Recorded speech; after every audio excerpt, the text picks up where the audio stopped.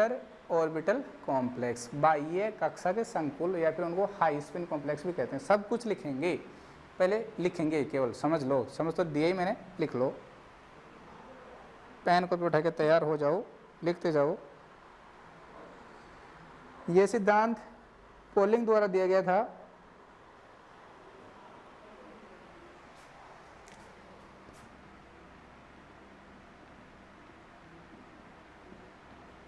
यह सिद्धांत पोलिंग द्वारा दिया गया था, जिसके लिए इन्हें, यह सिद्धांत पोलिंग द्वारा दिया गया था, जिसके लिए इन्हें 1954 में रसायन विज्ञान का नोबेल पुरस्कार प्राप्त हुआ था, जिसके लिए इन्हें 1954 में रसायन विज्ञान का नोबेल पुरस्कार प्राप्त हुआ था, तथा 1962 में इन्हें शांति का नोबेल पुरस्कार प्राप्त हुआ था। शांति, ओम शांति। सर शांति नहीं, शांति होती है वो, शांति। हाँ, जो भी आप कहो, शांति अलग चीज़ है, शांति अलग चीज़ है, शांति अलग चीज़ है, ठीक है। तो इन्हें शांति का मतलब पीस का नोबेल पुरस्कार प्राप्त हुआ था। नेक्स्ट लाइन लिखना। इस सिद्धांत के द्वारा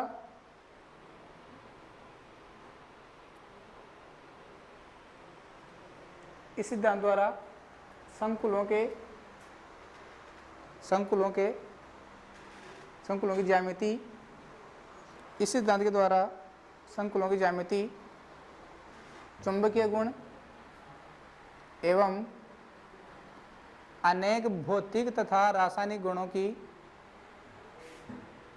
संकुलों की चुंबकीय गुण एवं अनेक भौतिक एवं रासायनिक गुणों की, भौतिक एवं रासायनिक गुणों को सफलतापूर्वक, भौतिक एवं रासायनिक गुणों को समझाया जाता है,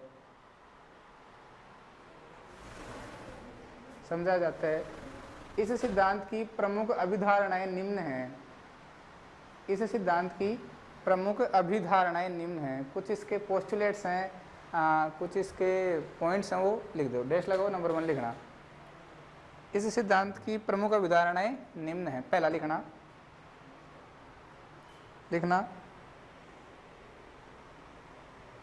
देखो, संकुलों में धातु व लिगेंड के मध्य, संकुलों में धातु व लिगेंड के मध्य पूर्ण सहसंयोजक बंध पाया जाता है। क्या कहता है? संकुलों में धातु व लिगेंड के मध्य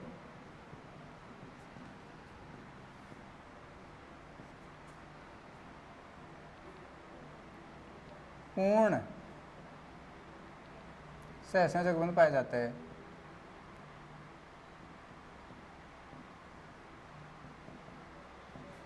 ध्यान रखना इस बात का, अंडरलाइन कर लेना, वेरी वेरी इंपॉर्टेंट चीज है ये। प्योर कोवलेंट बॉन्ड 100% प्योर मान लो आप। तो वीबीटीए बोलती है कि मेटल लिगेंड के बीच का जो बॉन्ड होता है ना, वो 100% प्योर कोवलेंट होता है। एमओटीसी बोलती है कि मेटल लिगेंड का बॉन्ड 100% प्योर कोवलेंट नहीं होता। कोवलेंट बॉन्ड में उसमें 50% आयनिक करैक्टर होते हैं, 50% कोवलेंट करैक्टर होते हैं, 100% कोवलेंट नहीं होता। और आपकी जो वीबीटी है वो क्या बोलती है कि मेटल लिगेंड के बीच का जो बॉन्ड है वो 100% क्या है? कोवलेंट है। ध्यान रखना, सबसे इंपॉर्टेंट बात है वीबीटी की, याद रखोगे इस बात को। अगला पॉइंट लिखना आप, धातु अपनी ऑक्सीकरण अवस्था के बराबर इलेक्ट्रॉन त्याग कर, धातु अपनी ऑक्सीकरण अवस्था के बराबर इलेक्ट्रॉन त्याग कर रिक्त कक्षक उपलब्ध करवाती है। किसके लिए? बॉन्डिंग के लिए। धातु अपनी ऑक्सीकरण अवस्था के अनुसार, ऑक्सीकरण अवस्था के बराबर इलेक्ट्रॉन त्याग कर, धातु अपनी ऑक्सीकरण अवस्था के बराबर इलेक्ट्रॉन त्याग कर बंधन के लिए रिक्त कक्षक उपलब्ध करवाती है। किसे लिखना? धातु आयन के जो रिक्त कक्षक बंधन में भाग लेते हैं, तीसरा पॉइंट है, धातु आयन के जो रिक्त कक्षक बंधन में भाग लेते हैं, बॉन्डिंग में पार्टिसिपेट करते हैं, धातु आयन के जो रिक्त कक्षक बंधन में भाग लेते हैं उनके आधार पर उसमें संकरण पाया जाता है, उनके आधार पर उनमें संकरण पाए जाते हैं। अब संकरण आपको पता लग गया तो आप उसकी ज्यामिति एक्सप्लेन कर सकते हो। उनके आधार पर उसमें संकरण पाया जाता है जिससे संकुल की ज्यामिति निर्धारित होती है, जिससे संकुल की ज्यामिति निर्धारित होती है। एक तरफ मैं लिख देता हूँ संकरण, एक तरफ मैं लिख देता हूँ ज्यामिति। अगर संकरण SP है, ज्यामिति होगी देखिए AgNH3 का ट्वाइस प्लस ये संकुल होता है,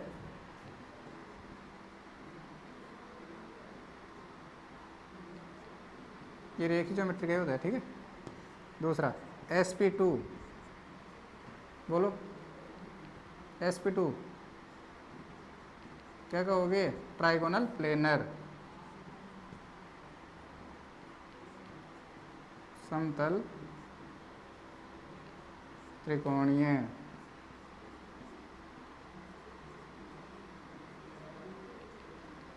ट्राइगोनल प्लेनर। sp3 चतुष्फलकीय टेट्राहेड्रल, ठीक है भाई। फिर से sp3 या फिर dsp2,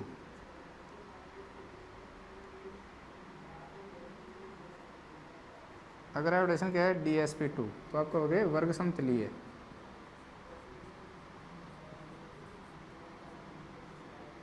ठीक है। एक चीज़ और ध्यान रखना भाई, या तो हाइब्रिडेशन sp3 हो या फिर d3s हो। और मैं आपको बता दूंगा एक एग्जांपल, D3S हाइब्रिडेशन का भी ज्योमेट्री क्या होती है, चतुष्फल की होती है। इसकी होती है स्क्वायर प्लेनर, जो आपका DSP होता है उसकी ये होती है स्क्वायर प्लेनर। एक होता है sp3D ट्राइगोनल बाइपिरामिडल, त्रिकोणीय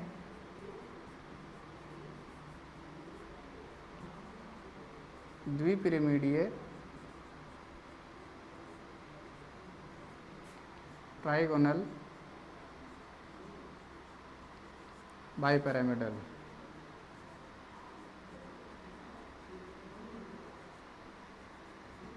ठीक है, ठीक ठीक है भाई। sp3D या dsp3 पे कह सकते हो आप, जो आपको कहना है वो कह सकते हो। sp3D2 या फिर D2sp3 क्या होगा, अष्टफलकीय, अष्टफलकीय ऑक्टाहेड्रल। तो ये हाइब्रिडेशन हो गया और इन हाइब्रिडेशन अकॉर्डिंग क्या होगी, इनकी ज्योमेट्री हो गई है, ठीक है। तो VBT हाइब्रिडेशन बता देगी और हाइब्रिडेशन आपको पता लग गया तो आप उनकी ज्योमेट्री बता सकते। लिख लो इसको, पॉइंट नंबर 4 लिखना, पॉइंट नंबर 4 लिखना, लिखना भाई। लिगेंड का पूर्ण पूरित कक्षक, मैंने बताया था ना, लिगेंड के पास फील्ड ऑर्बिटल होने चाहिए और मेटल के पास वैकेंट ऑर्बिटल होने चाहिए, दोनों के बीच में क्या होती है, बॉन्डिंग होती है। लिखना लिगेंड का पूर्ण पूरित कक्षक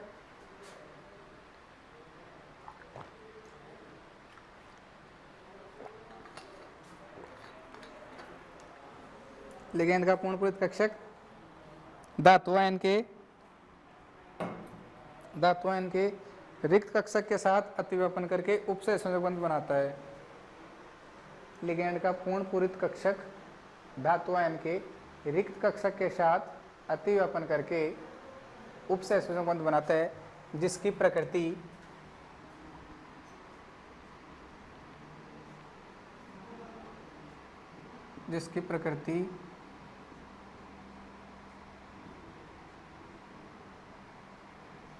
ये लो, कुछ भी हो सकता है, लिगेंड उधर भी हो सकता है, लिगेंड इधर भी हो सकता है। इसकी प्रकृति इस प्रकार की होती है, चिपका लो। पॉइंट नंबर 5 मैंने बताया था ना, इनर ऑर्बिटल आउटर ऑर्बिटल क्या होते हैं? अगर हाइब्रिडाइजेशन में अंदर वाला डी पार्टिसिपेट करता है, जैसे मान लो किसी के पास 3d और 4d दोनों टाइप के डी ऑर्बिटल है मेटल के पास, ठीक है। तो अगर हाइब्रिडाइजेशन में 3d पार्टिसिपेट कर रहे हैं तो आप कहोगे वहाँ पे इनर डी ऑर्बिटल कॉम्प्लेक्स बन रहे हैं, इनर ऑर्बिटल कॉम्प्लेक्स बन रहे हैं, आंतरिक कक्षक संकुल बन रहे हैं, जिनको आप लो स्पिन कॉम्प्लेक्स कहते हो। अगर हाइब्रिडाइजेशन में 4d कक्षक पार्टिसिपेट कर रहा है तो आप क्या कहोगे? वहाँ पे आउटर ऑर्बिटल कॉम्प्लेक्स बन रहे हैं, हाई स्पिन कॉम्प्लेक्स वहाँ पे बन रहे हैं। लिखना इस बात को, लिखना। यदि धातु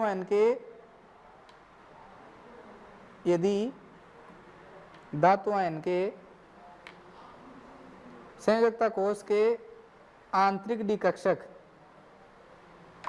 बंधन में भाग लेते हैं तो यदि धातु आयन के संयोजकता कोष के आंतरिक डी कक्षक बंधन में भाग लेते हैं तो इसे आंतरिक कक्षक संकुल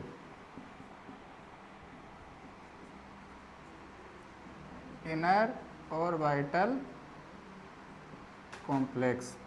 अब आंतरिक कक्षक संकुल होगा तो मतलब इलेक्ट्रॉन पेयर हो जाएंगे वहाँ पे, और अगर इलेक्ट्रॉन पेयर हो जाएंगे तो जो टोटल स्पिन क्वांटम नंबर आएगा S1 + S2 वो न्यूनतम आएगा क्या?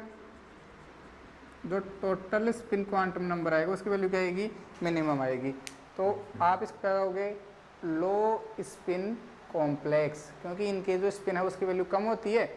जो आपके इनर ऑर्बिटल कॉम्प्लेक्स होते हैं इनमें इलेक्ट्रॉन की पेयरिंग हो जाने की वजह से जो इलेक्ट्रॉन की स्पिन होती है, टोटल स्पिन, वो क्या हो जाता है? कम हो जाता है। इसकी वजह से आप इसको क्या कहोगे? लो स्पिन कॉम्प्लेक्स। ठीक है, समझ में आ गया? तो लिखना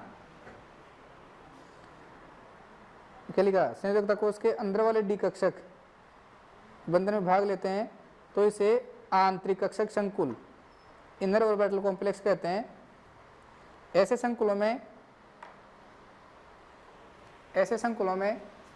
संयोजकता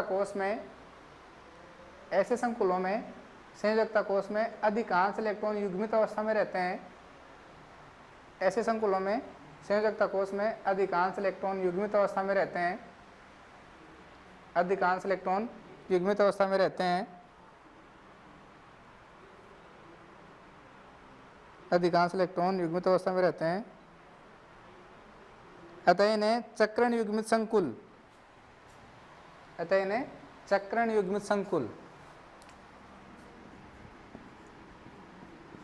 चक्रण युग्मित संकुल क्या कहोगे? Spin paired complex.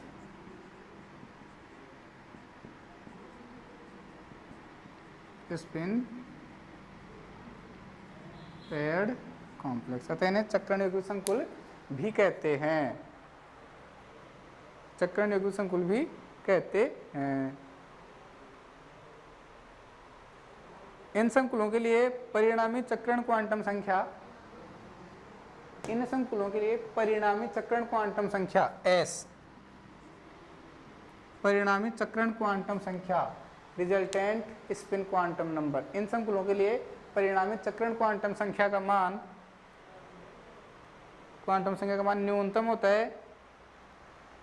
परिणामी चक्रण क्वांटम संख्या का मान न्यूनतम होता है। अतः इन्हें निम्न प्रचक्रण संकुल क्या कहते हैं? निम्न प्रचक्रण संकुल लो स्पिन कॉम्प्लेक्स।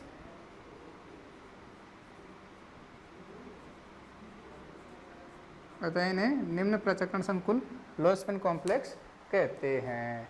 ठीक है भाई, क्या कहते हैं? निम्न प्रचक्रण संकुल लो स्पिन कॉम्प्लेक्स इनको कहते हैं। आगे लिखना नेक्स्ट लाइन से। इसके विपरीत यदि धातु आयन के संयोजकता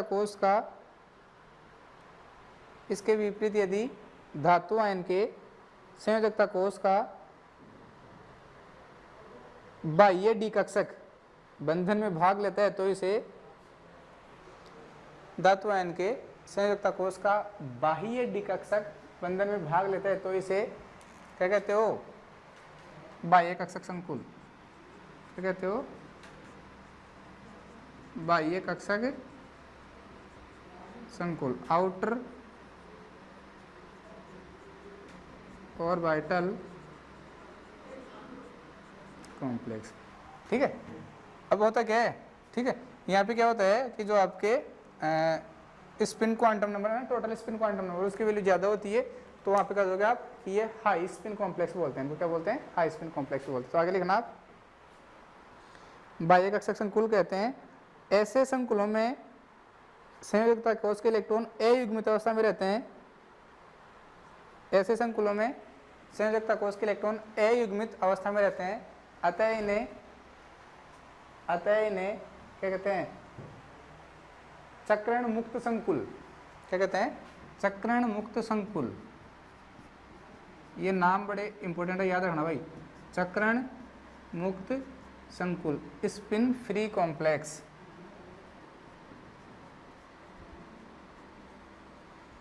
उनको स्पिन पेड कॉम्प्लेक्स कह रहे थे, इनको स्पिन फ्री कॉम्प्लेक्स कहते हैं, उनको लो स्पिन कॉम्प्लेक्स कह रहे थे, इनको हाई स्पिन कॉम्प्लेक्स आप कहोगे। ठीक है, लिखना आगे, कंटिन्यू करना।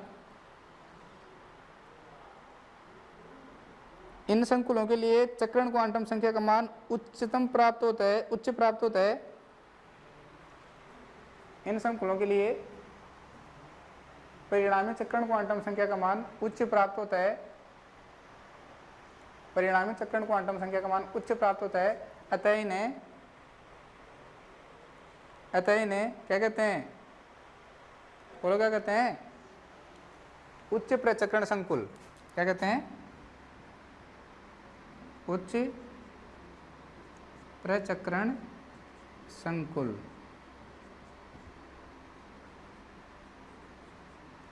हाई स्पिन कॉम्प्लेक्स, अतः इन्हें उच्च प्रचक्रण संकुल हाई स्पिन कॉम्प्लेक्स कहते हैं। आ गया समझ में, बहुत बढ़िया भाई। जैसे देखो रे, यहाँ पे इनर डी ऑर्बिटल यूज हो रहा है, तो ये लो स्पिन कॉम्प्लेक्स है। यहाँ भी यहाँ इनर डी ऑर्बिटल यूज हो रहा है, तो लो स्पिन, ये तो ऑलवेज लो स्पिन होते हैं, ऑलवेज लो स्पिन होते हैं, जो स्क्वायर प्लेनर कॉम्प्लेक्स होते हैं ऑलवेज लो स्पिन होते हैं। ठीक है, यहाँ पे आउटर डी ऑर्बिटल यूज हो रहा है, हाई स्पिन, यहाँ पे हाई स्पिन, यहाँ पे लो स्पिन, सॉरी ये लो स्पिन, ये हाई स्पिन, क्योंकि यहाँ पे आउटर डी यूज हो रहा है, तो हाई स्पिन, यहाँ पे इनर डी यूज हो रहा है, डी पहले आ गया लो स्पिन, डी बाद में आ गया हाई स्पिन, ऐसे याद रखना है। एक चीज़ और ध्यान रखनी है, अगर 3D की मेटल हो, अगर मेटल 3D की हो और उसकी ऑक्सीडेशन स्टेट +3 से ज़्यादा हो, अगर मेटल 3D की हो और ऑक्सीडेशन स्टेट +3 से ज़्यादा हो, तो वहाँ पे हमेशा ही क्या बनेंगे, लो स्पिन कॉम्प्लेक्स बनेंगे। +3 ऑक्सीडेशन स्टेट में या तो CN लिगेंड आ जाए या CO लिगेंड आ जाए या फिर NO2 लिगेंड आ जाए, तो वहाँ पे आपके लो स्पिन कॉम्प्लेक्स बनेंगे, जो स्ट्रॉन्ग लिगेंड होते हैं उसके प्रेजेंस में। तो नोट डाल के लिख लो 3D श्रेणी की धातुएं, 3D श्रेणी की धातुएं, नोट डाल के लिख लो 3D श्रेणी की धातुएं, लिखना 3D श्रेणी की धातुएं सामान्यतः CO CN- and NO2-। 3D श्रेणी की धातुएं सामान्यतः CO CN- NO2- आदि लिगेंडों के साथ आंतरिक कक्षक संकुल इनर ऑर्बिटल कॉम्प्लेक्स, आदि लिगेंडों के साथ आंतरिक कक्षक संकुल इनर ऑर्बिटल कॉम्प्लेक्स बनाती है, जबकि अन्य लिगेंडों के साथ बाह्य कक्षक संकुल आउटर ऑर्बिटल कॉम्प्लेक्स बनाती है। ठीक है भाई, ध्यान रखना ये बात, आपको याद रखनी है भाई, इन्हीं लिगेंडों के साथ क्या होगा, केवल लो स्पिन कॉम्प्लेक्स बनेंगे।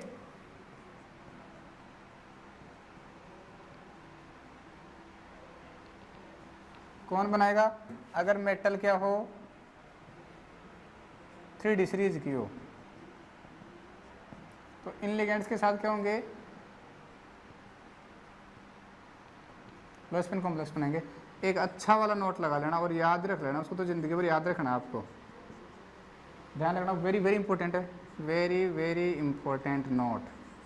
जो कोबाल्ट +3 होता है ना, ध्यान रखना भाई, कोबाल्ट +3 इंपॉर्टेंट है, अमोनिया, पानी, ये वीक लिगेंड होते हैं सारे, ठीक है ना। अमोनिया, पानी, OH माइनस, ऑक्साइड, ऑक्जिलेटो आदि लिगेंडों के साथ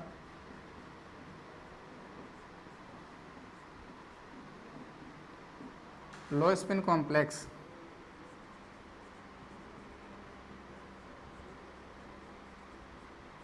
क्या कहोगे, निम्न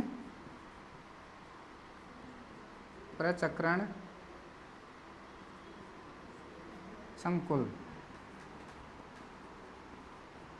बनाता है। ध्यान रखना भाई, वेरी वेरी इंपॉर्टेंट है। केवल कोबाल्ट +3 के साथ ये स्ट्रॉन्ग लिगेंड की तरह बिहेव करते हैं, बाकी तो ये वीक लिगेंड की तरह बिहेव करते हैं। अर्थात NH3 H2O OH minus, oxide, ऑक्जिलेटो आदि लिगेंड कोबाल्ट +3 के साथ प्रबल लिगेंड की तरह व्यवहार करते हैं। ध्यान रखना भाई, प्रबल लिगेंड की तरह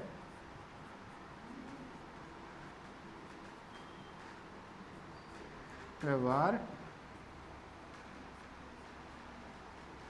करते हैं। ठीक है, ठीक है भाई, चलो गुड, याद रखना इस बात को। और ध्यान रखना, यदि धातु, एक बात और लिख लेना, यदि धातु 4D या 5D सीरीज की है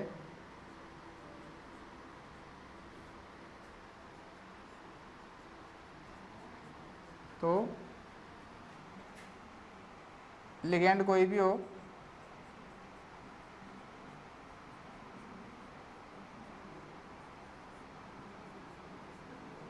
हमेशा ही क्या बनेंगे, आपके लो स्पिन कॉम्प्लेक्स बनेंगे। हमेशा लो स्पिन कॉम्प्लेक्स ही बनते हैं। ध्यान रखना भाई, अगर मेटल क्या हो, 4D या 5D सीरीज की हो तो हमेशा क्या बनेंगे, आपके लो स्पिन कॉम्प्लेक्स बनेंगे। ठीक है, एक बात और याद रख लेना, अगर 3D सीरीज की मेटल की ऑक्सीडेशन स्टेट +3 से ज़्यादा हो, अगर 3D सीरीज की मेटल की ऑक्सीडेशन स्टेट +3 से ज़्यादा हो तो वहाँ भी लिगेंड को ऐसा ही आ जाए, क्या बनेंगे, लो स्पिन कॉम्प्लेक्स ही बनेंगे। याद रख लेना इस पॉइंट को, करो रफ इसको, बहुत अच्छे से मेंशन कर लेना, इन दोनों पॉइंटों को दिमाग में बैठा लेना, हमेशा काम में आएंगे ये। कोई भी एग्जाम में सोल्व करोगे ना, इनका यूज़ हमेशा होगा, ध्यान रखना। ठीक है, बहुत बढ़िया, बहुत बढ़िया। चलो अगला पॉइंट लिखो, फिर एग्जाम्पल सोल्व करवाऊंगा मैं आपको, लिखिएगा, लिखो,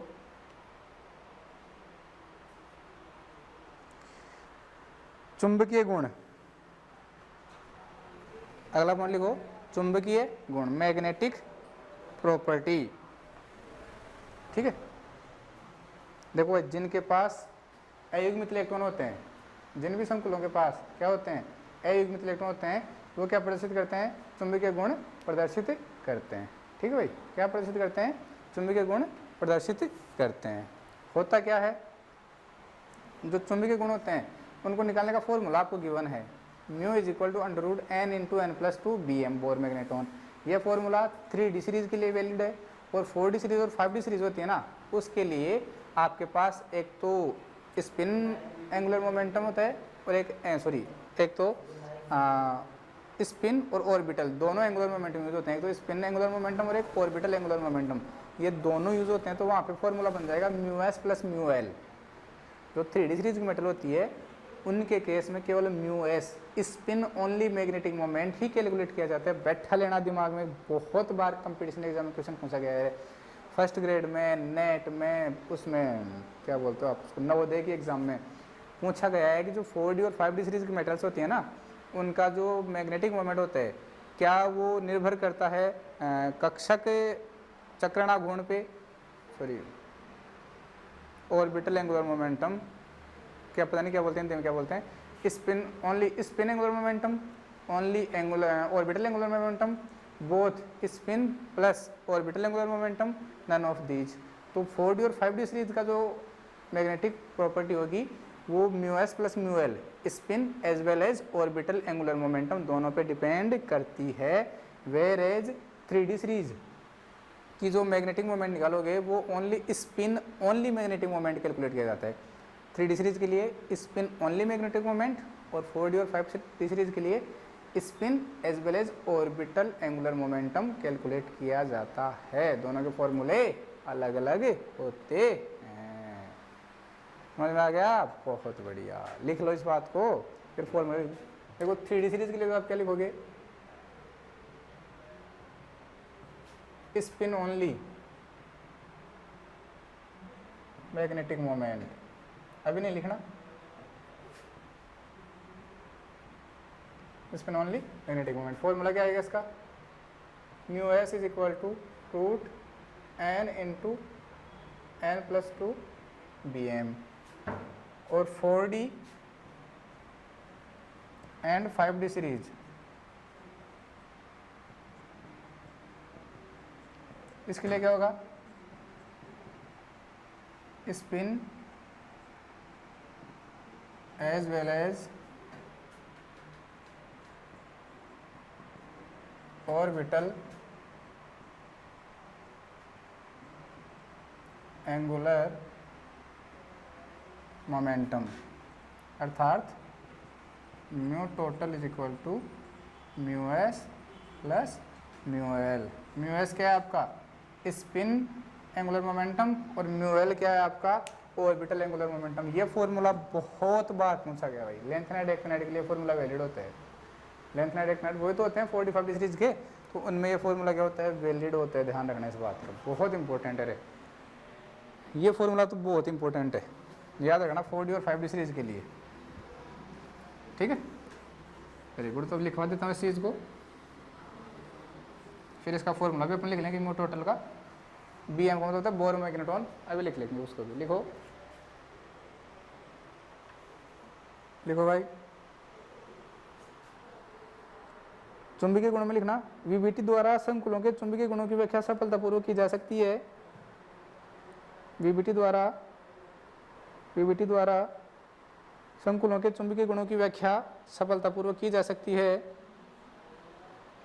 आगे लिखना, यदि संकुलों में धातु आयन के संयोजकता कोष में अयुग्मित इलेक्ट्रॉन उपस्थित रहते हैं तो, यदि संकुलों में धातु आयन के संयोजकता कोष में अयुग्मित इलेक्ट्रॉन उपस्थित रहते हैं तो, यदि संकुलों में धातु आयन के संयोजकता कोष में अयुग्मित इलेक्ट्रॉन उपस्थित रहते हैं तो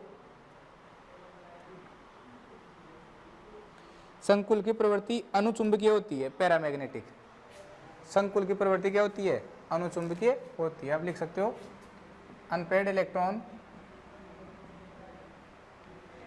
प्रेजेंट कैसा होगा,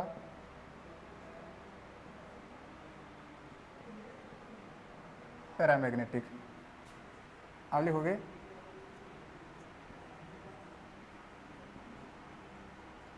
अनपेयर्ड इलेक्ट्रॉन एब्सेंट, नेचर क्या हो जाएगी उसकी, डाया मैग्नेटिक। इसको बोलते हैं प्रतिचुंबकीय।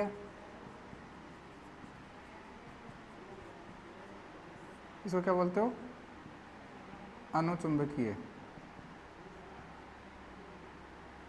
ठीक है भाई, तो लिख लो। उसकी प्रकृति अनुचुंबकीय होती है, जिसके चुंबकीय आघूर्ण की गणना, जिसके चुंबकीय आघूर्ण की गणना केवल चक्रण सूत्र, अंडरलाइन कर लेना भाई, जिसके चुंबकीय आघूर्ण की गणना केवल चक्रण सूत्र, spin only magnetic moment, spin only magnetic moment, जिसके चुंबकीय आघूर्ण की गणना केवल चक्रण सूत्र द्वारा ज्ञात की जाती है, केवल चक्रण सूत्र द्वारा की जाती है। फॉर्मूला लिख लो, mu S is equal to under root N into N plus two B M. N क्या है, नंबर ऑफ अनपेयर्ड इलेक्ट्रॉन,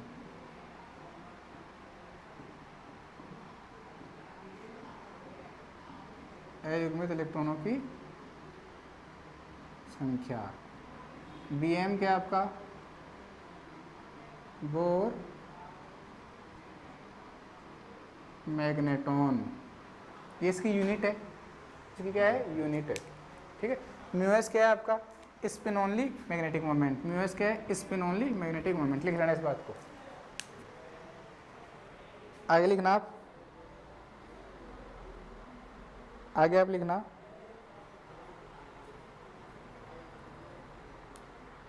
लिखना भाई, 4D व 5D श्रेणी के धातुओं के संकुलों के 4D व 5D श्रेणी की धातुओं के संकुलों के चुंबकीय गुण 4D व 5D श्रेणी की धातुओं के संकुलों के चुंबकीय गुण इलेक्ट्रॉन की चक्रण गति व कक्षीय गति दोनों पर निर्भर करता है। 4D व 5D श्रेणी की धातुओं के संकुलों के चुंबकीय गुण इलेक्ट्रॉन की चक्रण गति व कक्षीय गति, हाईलाइट कर लेना इस बात को, इलेक्ट्रॉन की चक्रण गति व कक्षीय गति दोनों पर निर्भर करता है। म्यूएस प्लस म्यूएल, चाहो तो ब्रैकेट में लिख सकते हो, म्यूएस प्लस म्यूएल, चक्रण गति व कक्षीय गति दोनों पर निर्भर करता है, जिसका परिकलन निम्न प्रकार किया जाता है। Mu total is equal to under root 4s s plus 1 plus l into l plus 1। ठीक है भाई, 4s s plus 1 plus l into l plus 1 Bm, और उसका एक ऊपर वाला फॉर्मूला है ही। ठीक है भाई, ध्यान रखना, अच्छे से याद रखना। एस इज इक्वल टू होता है n/2। अब आप इस फॉर्मूले में n की जगह 2s वैल्यू पुट कर देना और फॉर्मूला आप जनरेट कर लेना। एस इज इक्वल टू क्या होता है, n/2 होता है, ध्यान रखना इस बात का। लिख लिया, बहुत बढ़िया। एग्जाम्पल्स कर लेते हैं अपन, कर लें एग्जाम्पल। चलो भाई एग्जाम्पल्स कर लेते हैं। अब हम एग्जाम्पल्स कर लेते हैं, फिर बाद में आपको 1-2 पॉइंट और हैं वो समझा दूंगा मैं। ठीक है, पहले एग्जाम्पल्स करते हैं अपन। समझते रहना भाई, ध्यान से समझ लेना भाई, मैं अपने हिसाब से एक्सप्लेन कर रहा हूँ। 2-3 एग्जाम्पल करवाऊँगा, सारे नहीं करवाऊँगा। ठीक है, फिर और वो खुद भी तो करोगेगा आप। तो पहला एग्जाम्पल है K3FeCN6। यहाँ पे आपने ऑक्सीडेशन स्टेट मेटल की कैलकुलेट की, तो प्लस का 3 plus x plus -1 × 6 is equal to 0। X is equal to कितना आ गया, प्लस का 3। मेटल की ऑक्सीडेशन स्टेट कितनी आ गई, +3, मतलब आयरन 26। इलेक्ट्रॉनिक कॉन्फ़िगरेशन क्या होता है इसका, आर्गन 3d6 4s। बात करते हो किसकी, आयरन +3, तो डायरेक्ट लिख रहा हूँ मैं 3d5 4s 0।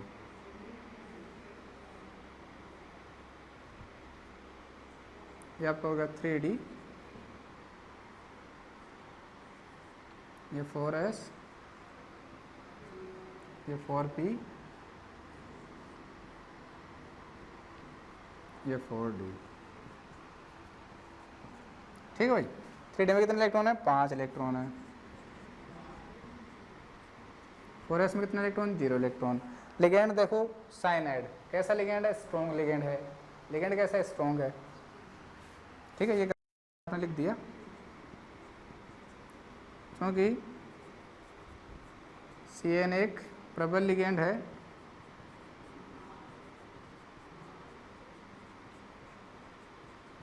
अतः इलेक्ट्रॉनों का युग्मन कर देगा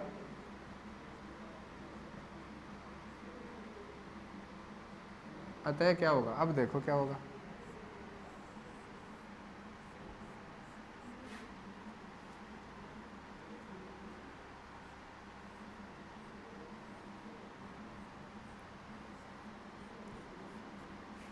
ये 3D है आपका, ये 4s है, ये 4p, ये 4d है। 5 इलेक्ट्रॉन है, 1 2 3 4 5, 2 वैकेंट ऑर्बिटल मिल गए।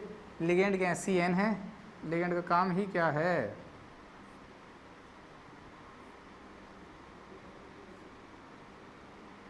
सॉरी 6 लिगेंड है ना। लिगेंड को जैसे ही वैकेंट ऑर्बिटल दिखे, इन्होंने क्या कर दिया, उसमें अटैक कर दिया, अपने इलेक्ट्रॉन पे डोनेट कर दिए। और क्या हाइब्रिडेशन बना, बताओ क्या बना, D2sp3, 2D 1s 3p participate करे तो क्या बन गया, D2sp3। बोलो लो स्पिन कॉम्प्लेक्स है क्या, क्या है, लो स्पिन कॉम्प्लेक्स है। ये क्यों है वो तो बताऊंगा आपको, क्योंकि इसका जो स्पिन क्वांटम नंबर है यहाँ पे 0 0 केवल हाफ आएगा, केवल क्या आएगा, हाफ आएगा। आपकी तारा 5/2 आ रहा है, आफ्टर हाइब्रिडेशन कितना हो गया, हाफ हो गया, तो डिक्रीज हो गया, तो क्या हो गया, लो स्पिन कॉम्प्लेक्स। और इसको आप इनर ऑर्बिटल कॉम्प्लेक्स भी बोल सकते हो क्या, इनर ऑर्बिटल कॉम्प्लेक्स भी आप इसको बोल सकते हो क्या। और इसकी ज्योमेट्री क्या होगी, ऑक्टाहेड्रल। ज्योमेट्री क्या होगी इसकी, अष्टफल की है, ऑक्टाहेड्रल, क्योंकि इसमें इनर डी ऑर्बिटल यूज हो रहा है, तो आप कह सकते हो इनर ऑर्बिटल कॉम्प्लेक्स। बात करते हैं इसकी मैग्नेटिक मोमेंट की। मैग्नेटिक मोमेंट, क्योंकि ये 3D सीरीज की है तो म्यू एस कैलकुलेट करोगे, √n × n+2। बताओ n की वैल्यू बताओ कितनी है, यहाँ पे 1 है क्या, अनपेड इलेक्ट्रॉन तो 1 ही है, कितना आ जाएगा, 1 × 1+2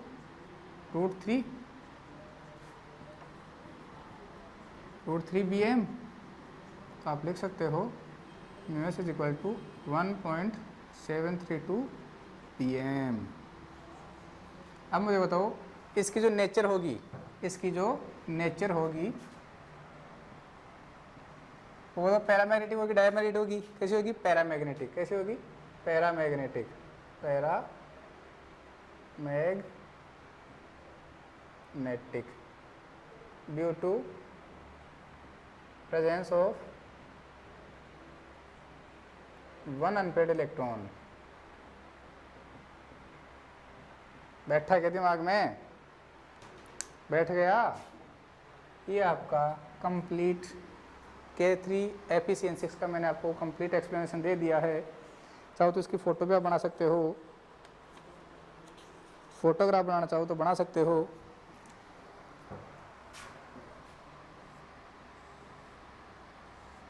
सर फोटो चाहोगे बनाना, जी सर, सर जी, जी सर।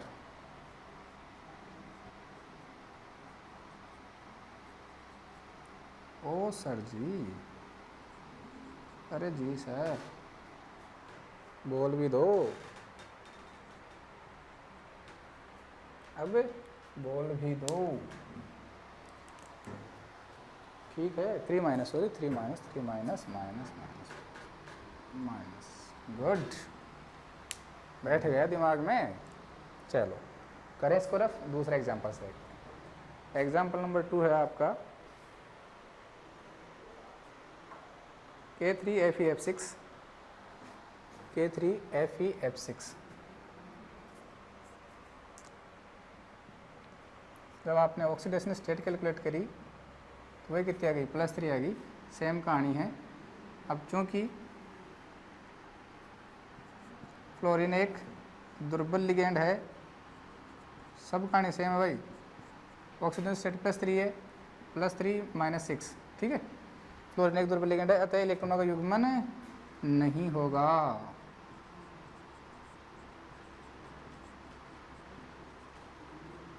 अतः है क्या होगा, कुछ नहीं होगा सर। होने को क्या है, होने को है ही क्या, जो होना है वो तो होकर रहेगा। अब की बार देखो आप क्या हो रहा है, हाइब्रिडेशन देखो sp3d2 आ रहा है क्या हाइब्रिडाइजेशन, और इसमें कौन सा ऑर्बिटल पार्टिसिपेट कर रहा है, outer orbital, outer orbital complex, और क्या कहते हो इसको, हाई स्पिन कॉम्प्लेक्स कहते हो क्या, हाई स्पिन कॉम्प्लेक्स। ज्योमेट्री कैसे होगी इसकी, ऑक्टाहेड्रल, ज्योमेट्री कैसे होगी इसकी, ऑक्टाहेड्रल होगी। हो अनपेड इलेक्ट्रॉन देखो रे कितने होंगे, अब की बात 5 होंगे, कितने होंगे 1 2 3 4 5, ठीक है, अनपेड इलेक्ट्रॉन 5 हैं, तो पहले पुट करिए आपने 5 इंटू 7 35, इसका आएगा 5 पॉइंट कुछ आएगा भाई, 5.8 ऐसे कुछ आएगा, देख लेता हूँ एक बार में कितना आ रहा है इसका। इसका जो मैग्नेटिक मोमेंट आ रहा है वो नहीं गिवन है, गिवन नहीं है, आप इसको कैलकुलेट कर लोगे, ठीक है, आएगा। अब मुझे बताओ नेचर कैसे होगी इसकी, paramagnetic, due to presence of 5 unpaired electron. बैठा दिमाग में, अब क्या करोगे आप, कुछ नहीं करना आपको, Cn को हटाओ, क्या लगा दो, फ्लोरीन लगा दो, खत्म काम है आपका। आप फिर यहाँ से बस ये लो ज्योमेट्री बन गई इसकी, बैठा दिमाग में, वो का वो है, बस ध्यान रखना है आपको। चलो आगे चलते हैं, तीसरा एग्जांपल देखो,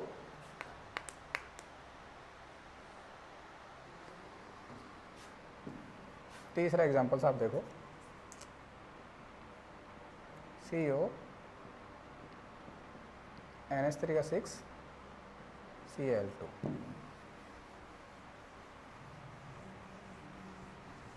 देखो भाई दोबारा से करना पड़ेगा,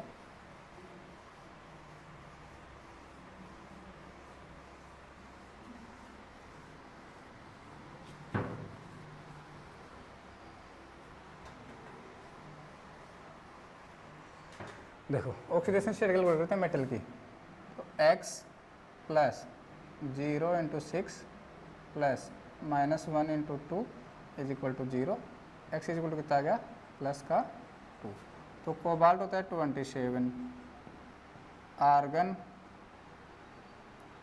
3d7 4s2, बात करते हो आप कोबाल्ट प्लस 2 की, तो 3d7 4s0, आगे 4p0 4d0 है गई, वो तो होगा ही होगा, 4p0 4d0,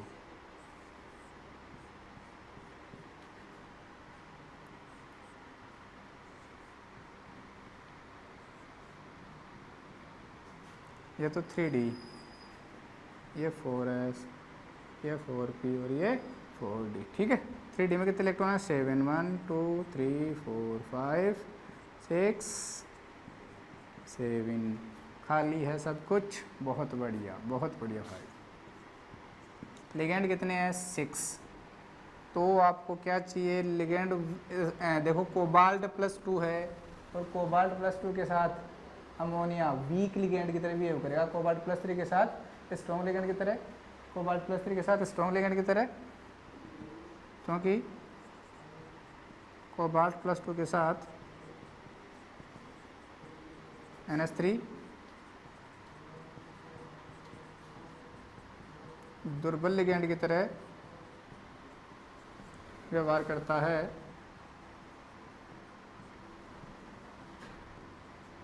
अतः इलेक्ट्रॉनों का युग्मन नहीं होगा,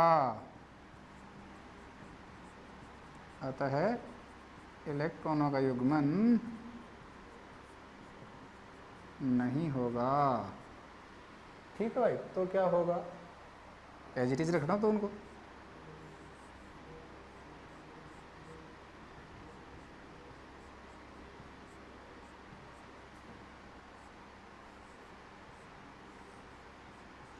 इंक फिर से ख़त्म होती हुई ये 3D, ये 4s, ये 4p, ये 4d। लिगेंड कितने 6। यहाँ लिगेंड इलेक्ट्रॉन डोनेट नहीं कर सकते क्योंकि लिगेंड तो 2 इलेक्ट्रॉन डोनेट करते हैं और इनमें एक एक पहले से, तो लिगेंड को तो बिल्कुल खाली चाहिए।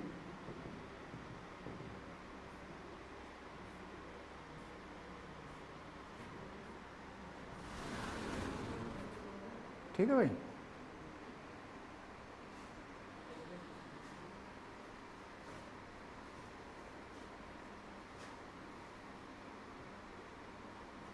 क्या होगा हाइब्रिडाइजेशन sp3d2, क्या होगा sp3d2, और sp3d2 होगा, देखो इसका हाइब्रिडाइजेशन क्या होगा sp3d2। अब इस हाइब्रिडाइजेशन में कौन से ऑर्बिटल पार्टिसिपेट कर रहे हैं, बार वाले, तो क्या कहोगे इसको आप, देखो sp3d2 जैसे नाम आएगा ज्योमेट्री तो क्या कहोगे आप, ऑक्टाहेड्रल।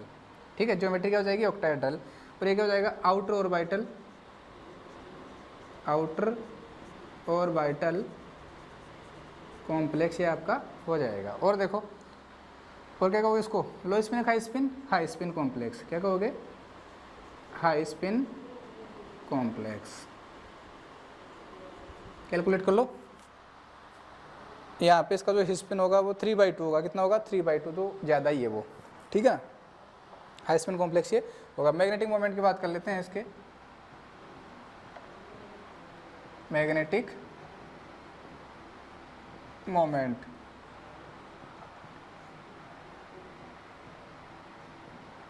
एन की वैल्यू कितनी है 3 है, 1 2 3, तो क्या आ जाएगा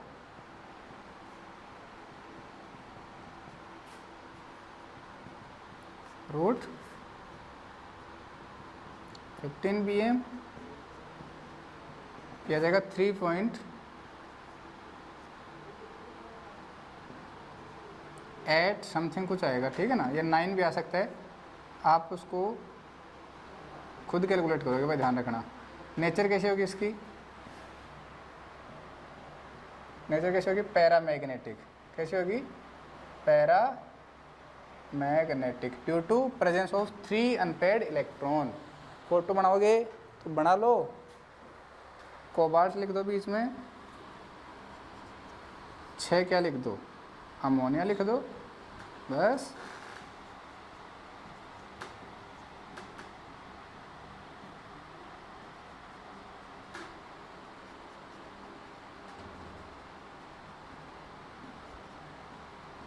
लिख दो आप अमोनिया, ये बन जाएगा। ठीक है भाई, आप फटाफट से सुन लो किसका, अगला मैं चौथा एग्जांपल बता रहा हूँ किसके साथ, अगर यहाँ पे Cl3 हो तो क्या आएगा यहाँ पे कोबाल्ट +3, और अगर कोबाल्ट +3 की आप बात करते हो तो 3d6 आ जाएगा।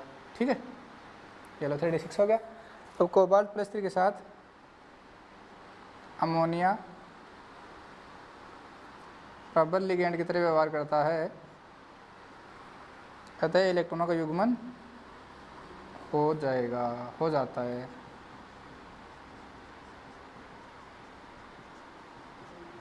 अतः क्या होगा, 6 इलेक्ट्रॉन है ना, तो ये लो टोटल 6 इलेक्ट्रॉन आ गए, 1 2 3 4 5 6। अब ये काम में नहीं आएंगे,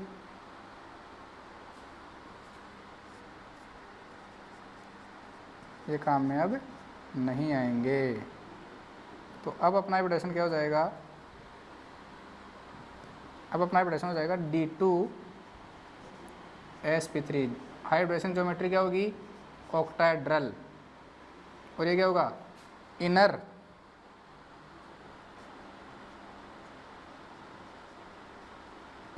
ऑर्बिटल कॉम्प्लेक्स, या फिर लो स्पिन कॉम्प्लेक्स भी ये होते हैं।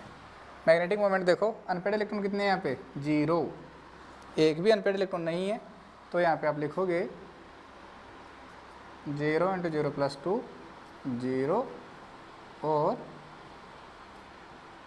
0 bm।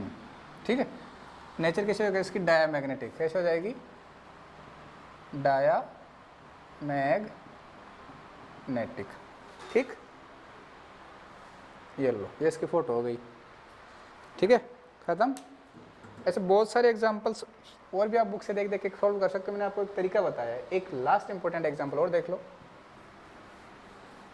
एक इंपॉर्टेंट एग्जांपल आप और देख लो, वो है KMnO4 पोटेशियम परमैंगनेट, जिसको आप लाल दवा कहते हो। लाल दवा जो कीड़े मारने में काम में आती है, पोटेशियम परमैंगनेट। ठीक है, पानी को शुद्ध करने के लिए भी अपन पीने वाले पानी में मिलाते हैं।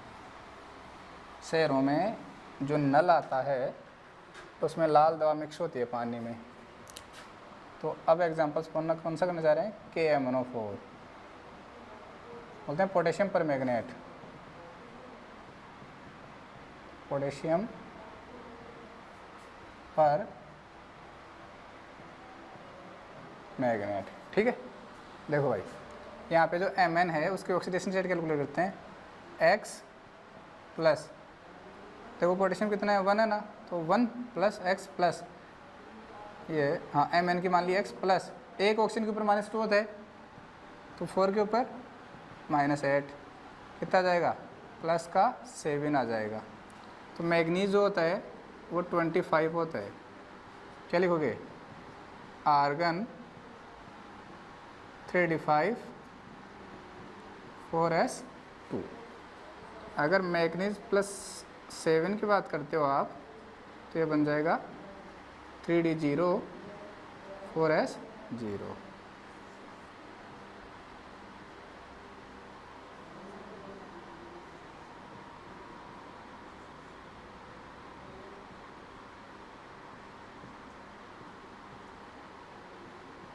ठीक है, अब लिगेंड कितने हैं आपके पास? 4 ऑक्साइड लिगेंड है, ध्यान रखना।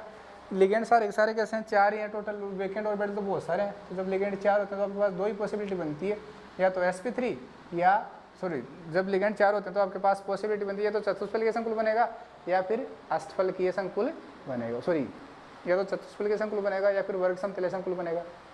जब लिगेंड 4 होते हैं तो 2 पॉसिबिलिटी बनती है, तो चतुष्फलकीय संकुल या फिर वर्ग समतुल्य संकुल आपके पास बनते हैं। ठीक है, बहुत बढ़िया। अब यहाँ पे हाइब्रिडेशन आपने पढ़ा, एक तो sp3 और एक dsp2, लेकिन अगर आपके पास लो एनर्जी के वैकेंट ऑर्बिटल हैं तो d3s भी आपके पास बन जाता है। क्या बन जाता है? d3s भी यहाँ पे, क्योंकि 3 आपके पास लो एनर्जी के वैकेंट ऑर्बिटल जो हैं वो कैसे हैं? प्रेजेंट होते हैं। ठीक है ना, तो ये क्या कर लेते हैं? आपके d3s हाइब्रिडाइजेशन बना लेते हैं। क्या बना लेते हैं? d3s hybridisation. ज्योमेट्री क्या होगी इसकी? टेट्राहेड्रल, चतुष्फलकीय है, ध्यान रखना भाई।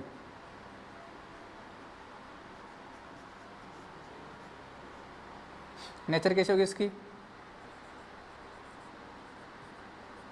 डायामैग्नेटिक, कोई भी अनपेड इलेक्ट्रॉन है ही नहीं, प्रतिचुंबकीय होगी इसकी। ठीक है, ठीक है भाई, वेरी गुड। और देखो मैग्नेटिक मोमेंट,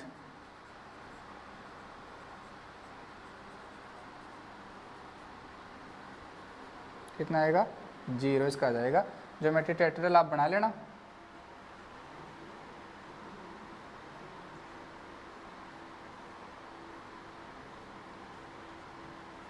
ये लो, बस ये आपका क्या बन गया? KMnO4 की ज्योमेट्री बन गई। ठीक है भाई, यहाँ पे पाई बॉन्ड और पार्टिसिपेट होते हैं तो बन जाते हैं, पाई बॉन्ड भी पार्टिसिपेट, पाई बॉन्डिंग बन जाती है। ठीक है, सिग्मा बॉन्ड के साथ साथ क्या बनती है? पाई बॉन्डिंग भी बनती है। ठीक है, ऐसे बन जाती है शायद, ये इसमें, ये इसमें, ये इसमें, ये इसमें। ठीक है, ऐसे दे देते हैं।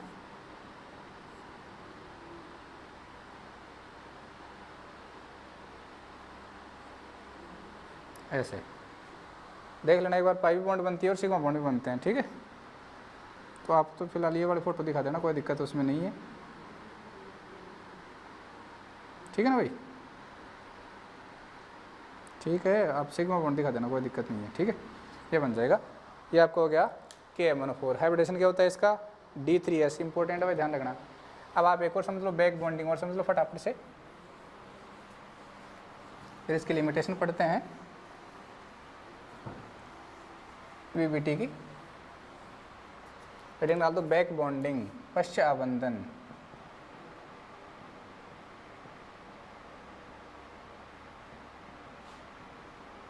बैक बॉन्डिंग, पश्च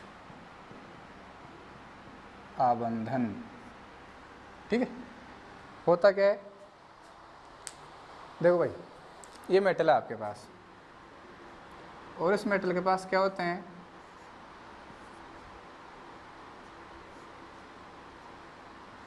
देखो भाई ये वैकेंट ऑर्बिटल है, इधर से क्या है आपके पास, इधर से क्या है आपके पास लिगेंड आया, लिगेंड के पास क्या था, फील्ड ऑर्बिटल था, तो लिगेंड ने अपने फिर ऑर्बिटल से मेटल के वैकेंट ऑर्बिटल में क्या दे दिया,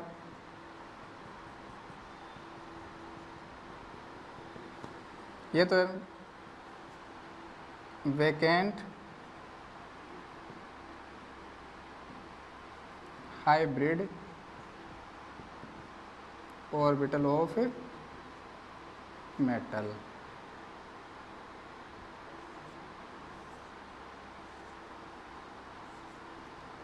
और ये क्या है, field unhybrid orbital of metal. और ये कौन है, वैकेंट ऑर्बिटल ऑफ लिगेंड। तो फर्स्ट इंटरेक्शन किसकी तरफ से होता है, लिगेंड की तरफ से, और वो कौन सा बॉन्ड फॉर्म करता है, सिग्मा बॉन्ड फॉर्म कर सकते हैं, ध्यान रखना इस बात का। फर्स्ट इंटरेक्शन हमेशा किसकी तरफ से होगा, लिगेंड की तरफ से ही होगा। लिगेंड अपना इलेक्ट्रॉन पेयर मेटल को डोनेट करेगा और क्या बनाएगा, कोऑर्डिनेट बॉन्ड बनाएगा। फर्स्ट इंटरेक्शन हमेशा सिग्मा ही होगा और लिगेंड से मेटल की तरफ ही होगा।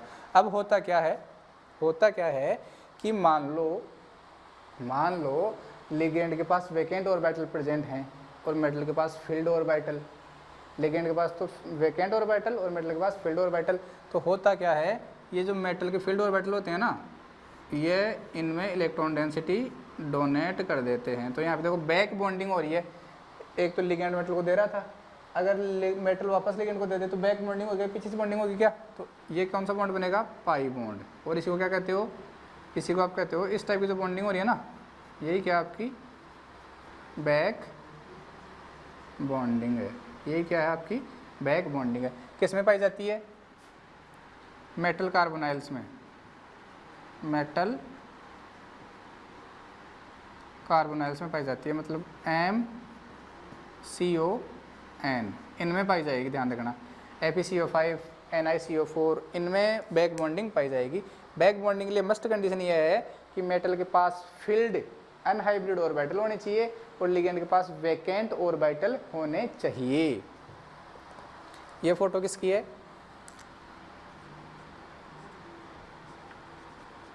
बैक बॉन्डिंग की है सर। तो बना लो, फिर मैं इसके बारे में लिखवा देता हूँ, आपको लिखवा देता हूँ, फोटो बना लो आप, लिखो, लिखना भाई,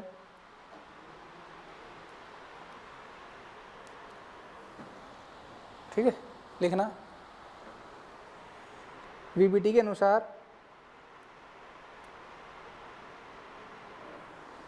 अनुसार धातु व लिगेंड के मध्य उपसहसंयोजक बंध बनता है। VBT के अनुसार धातु व लिगेंड के मध्य उपसहसंयोजक बनता है जिसकी प्रकृति, ये वाले बना लो, जिसकी प्रकृति इस प्रकार की होती है। ठीक है भाई, जिसकी प्रकृति इस प्रकार की होती है, जिससे धातु आयन पर इलेक्ट्रॉन घनत्व में वृद्धि हो जाती है, जिससे धातु आयन पर इलेक्ट्रॉन घनत्व में वृद्धि हो जाती है। इस वृद्धि को कम करने के लिए धातु के असंकृत डिकक्षक, इस वृद्धि को कम करने के लिए धातु के असंकृत डिकक्षक लिगेंड के रिक्त कक्ष को, अंडरलाइन कर लेना भाई, धातु के असंकृत डिकक्षक लिगेंड के रिक्त कक्षकों के साथ अतिव्यापन करके पाई बंध बनाते हैं, लिगेंड के रिक्त कक्षकों के साथ अतिव्यापन करके पाई बंध बनाते हैं, जिसकी प्रकृति सिग्मा बंध के विपरीत होती है। जिसकी प्रकृति सिग्मा बंध के विपरीत होती है। अतः इसे पश्च आबंधन कहते हैं। ये फोटो बना लेना भाई। अतः इसे पश्च आबंधन कहते हैं। ये तो बना ही ली होगी आपने, समझ में आ गया होगा। बहुत बढ़िया, वेरी गुड। हेडिंग डाल दो लिमिटेशंस ऑफ वीबीटी। हेडिंग क्या डालोगे? Limitations of VBT. हेडिंग है अपनी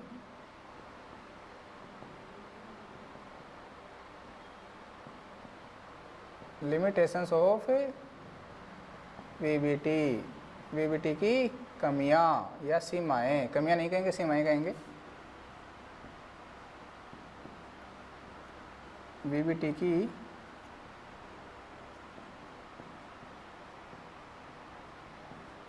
सीमाएं। पहली बात तो ये है कि जो वीबीटी है ना, आपको ये बताती ही नहीं है कि लिगेंड प्रबल या दुर्बल का कोई रोल है ना। प्रबल लिगेंड दुर्बल लिगेंड की तो बात ही नहीं करते, हमने खुद ने आपको एक्सप्लेन करने के लिए ऐसा किया है।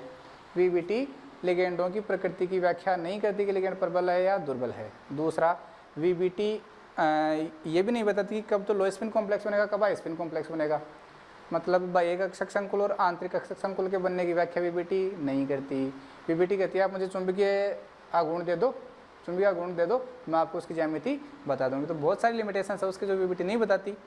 लिखना आप, पहले लिखना, यह सिद्धांत इस बात की व्याख्या नहीं करता कि कब तो लो स्पिन संकुल बनेगा और कब हाई स्पिन संकुल बनेगा। फिर से रिपीट कर रहा हूँ, यह सिद्धांत इस बात की व्याख्या नहीं करता है कि कब तो निम्न प्रचक्रण संकुल बनेगा और कब उच्च प्रचक्रण संकुल बनेगा। ठीक है भाई। दूसरी लिमिटेशन लिखो, यह संकुलों के रंगों की व्याख्या नहीं करता है। ध्यान रखना, संकुलों के रंगों की व्याख्या नहीं करता। आगे कहेंगे जब आप सीएफटी पढ़ोगे ना, तो जिसके पास अयुग्मित इलेक्ट्रॉन होते हैं ना, वो रंगीन होते हैं, ऐसा सीएफटी कहती है, डी ट्रांजिशन के कारण, एफएफ ट्रांजिशन के कारण, ऐसे। ठीक है, तो इस बात के बारे में वीबीटी बात नहीं करती। तो यह है संकुलों के रंगों की व्याख्या नहीं करती है। तीसरी लिमिटेशन लिखोगे, यह सिद्धांत लिगेंडों की प्रकृति की व्याख्या नहीं करता है। यह सिद्धांत लिगेंडों की प्रकृति की व्याख्या नहीं करता, अर्थात प्रबल लिगेंड व दुर्बल लिगेंड की व्याख्या नहीं करता है। ठीक है, वेरी गुड। अगला लिखो, कुछ संकुलों की ज्यामिति विकृत होती है। कुछ संकुलों की ज्यामिति विकृत होती है, उनकी व्याख्या यह सिद्धांत नहीं करता है। कि ज्यामिति विकृत क्यों होती है, वीबीटी बात नहीं करती उसके बारे में। कुछ संकुलों की ज्यामिति विकृत होती है, उनकी व्याख्या वीबीटी नहीं करती है, यह सिद्धांत नहीं करता है। अगला लिखो, इस सिद्धांत में धातुएं, इनकी प्रकृति को महत्व दिया गया है। ज्यादातर अपन धातु की बात करते हैं, लिगेंड की तो बात नहीं की अपने की लिगेंड प्रबल है दुर्बल है ना। इस सिद्धांत में धातुएं, इनकी प्रकृति को महत्व दिया गया है और लिगेंडों की उपेक्षा की गई है, मतलब उनको कोई पूछा ही नहीं गया है, और लिगेंडों की उपेक्षा की गई है।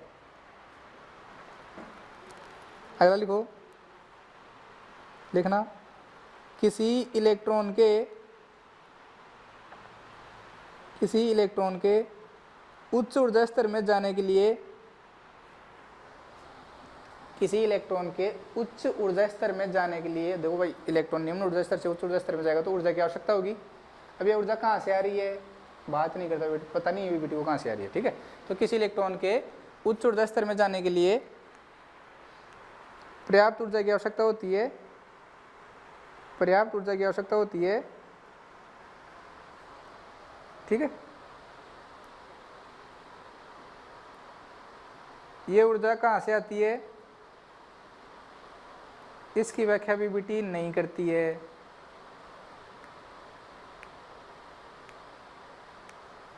इसकी व्याख्या वीबीटी नहीं करती है। लास्ट लिखो, कोबाल्ट सेकंड व कॉपर सेकंड। लास्ट लिमिटेशन लिखो, कोबाल्ट सेकंड व कॉपर सेकंड दोनों की ज्यामिति को समझाने के लिए एक इलेक्ट्रॉन 3D से 4D में जाता है, 4D कक्षक में जाता है। कॉपर सेकंड व कोबाल्ट सेकंड की ज्यामिति को समझाने के लिए एक इलेक्ट्रॉन 3D से 4D कक्षक में जाता है, परंतु ऐसा होने पर दोनों के संकुल यौगिकों में समान अपचय गुण